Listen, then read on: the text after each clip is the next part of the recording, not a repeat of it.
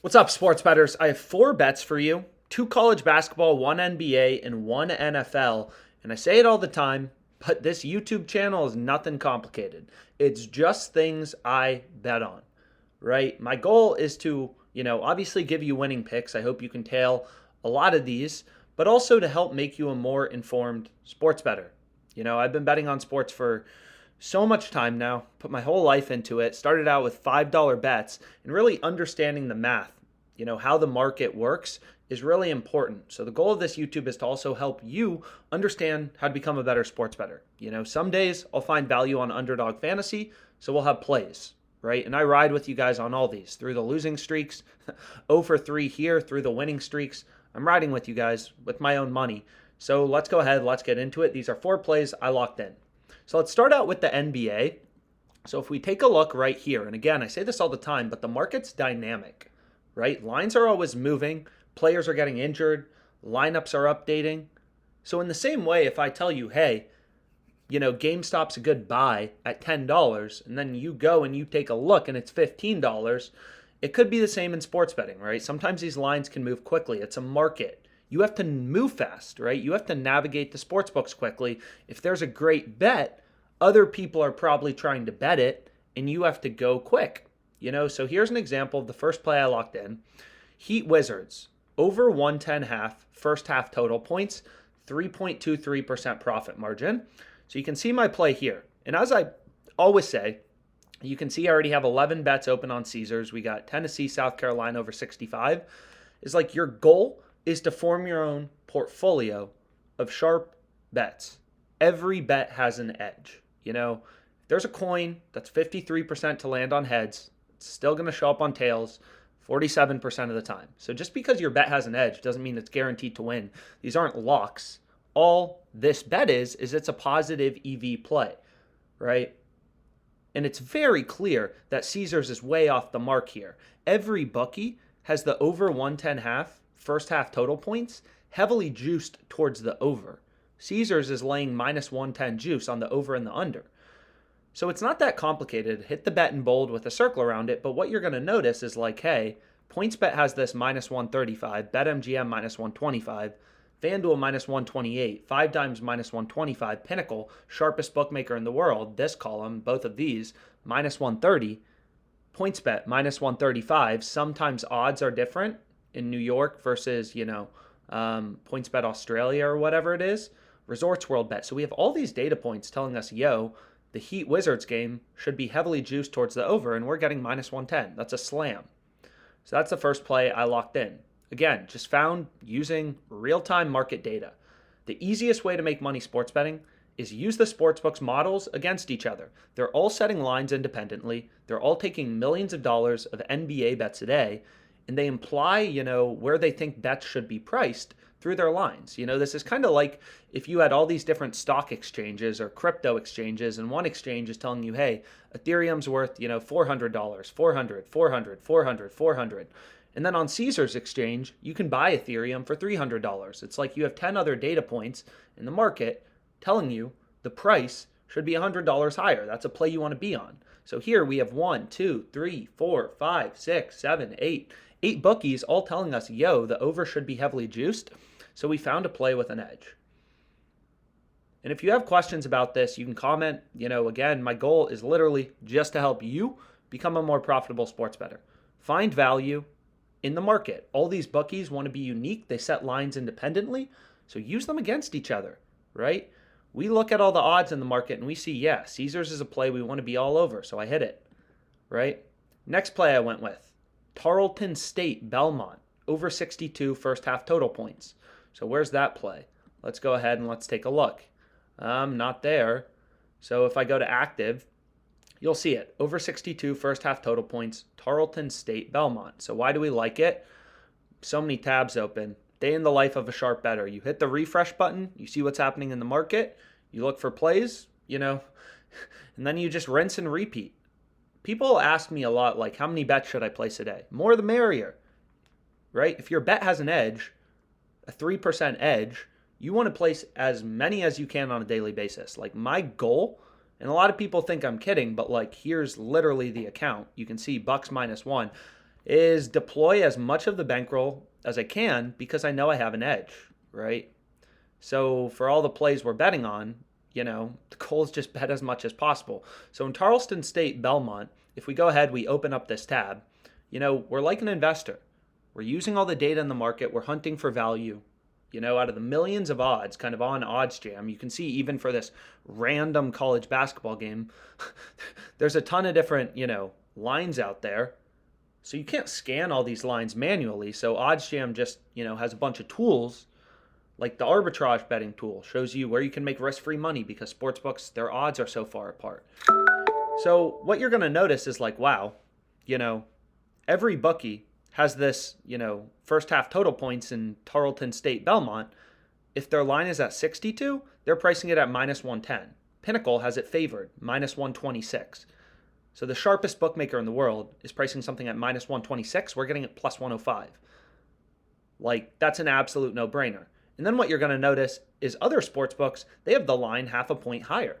If there's 62 points in the first half, we push on WinBet. Anyone who places their over on FanDuel, DraftKings, right, they're losing because they have over 62 half.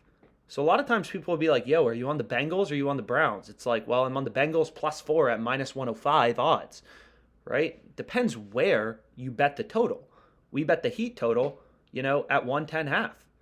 If there's 112 points in the first half and you don't line shop and you have the over under 112 half, your over loses, my over wins. So it matters, right? Like these things.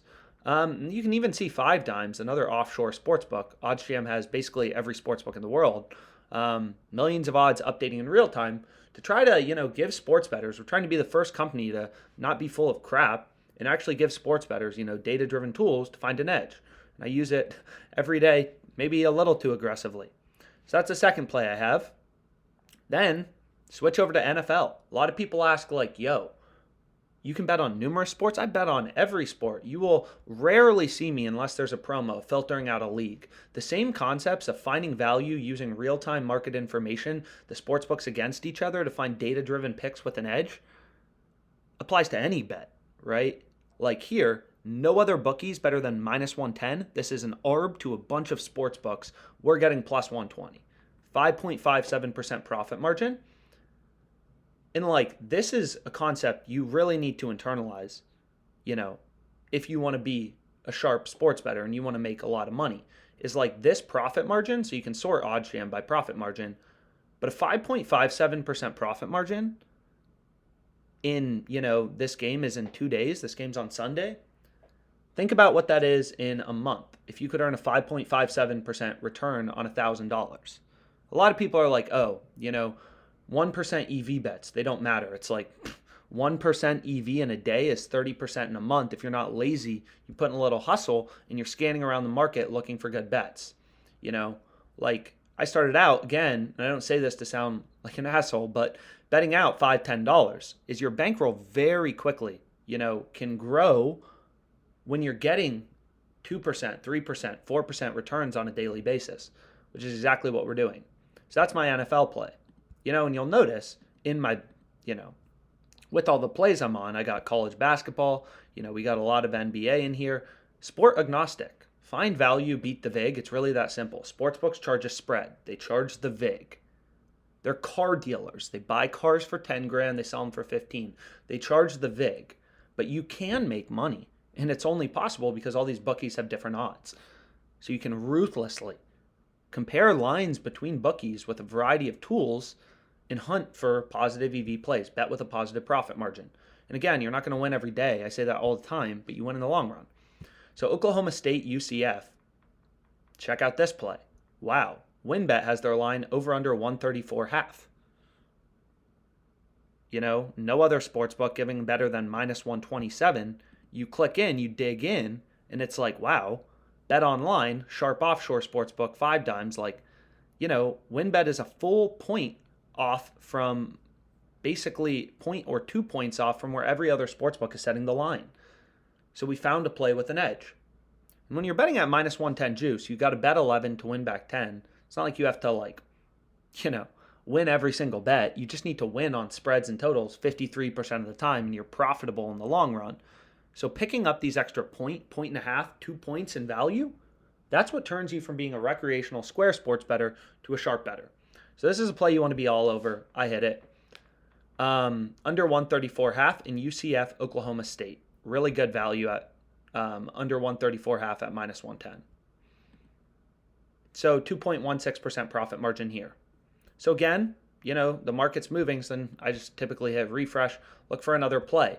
Or I use the different, betting tools on OddsJam. Again, I say this all the time, but there's not one way to skin the cat. Like here, you can see, hey, there's some middle betting opportunities. Middle betting shows you where sportsbooks have the line set at different levels, So that's another tool you can look into. And, we have a bunch of tutorial guides and kind of stuff like that. But you do have to be fast because some of these great betting opportunities, they're not going to last forever. This is a lot more like day trading. And sometimes, especially for new sports bettors, so you can see my play right here, it's challenging to navigate the sports books. Like if there's a positive EV play in, Delaware Duke, it's like there's a search button here, whatever. Like, just having these ways to get to the games quickly and knowing where first half is, where's first half total points, like things like that are really helpful to put in a little bit of work and time to understand. So what other plays did I have? Did I have any other plays? So I think those were the 4 bets. I think I shared them all. I know I have to update this profit and loss sheet, but I'm sure you can also see, at least when I was grading it about a week ago, up and down, right? Volatility. We have an edge, but we're not winning every day. We're like an investor. It's like up and to the right. Still go on losing streaks, still go on winning streaks. Anyone who tells you a bet is a lock, shouldn't listen to them, right? And again, I highly recommend you at least sync one sportsbook with OddsJam. I think it's very valuable because a lot of people think they make money and they're like, yeah, I make money. And it's like, okay, well, prove it. Link, your sportsbooks in New Jersey over a sample size of 10,000 bets and let the data tell you if you made money or not.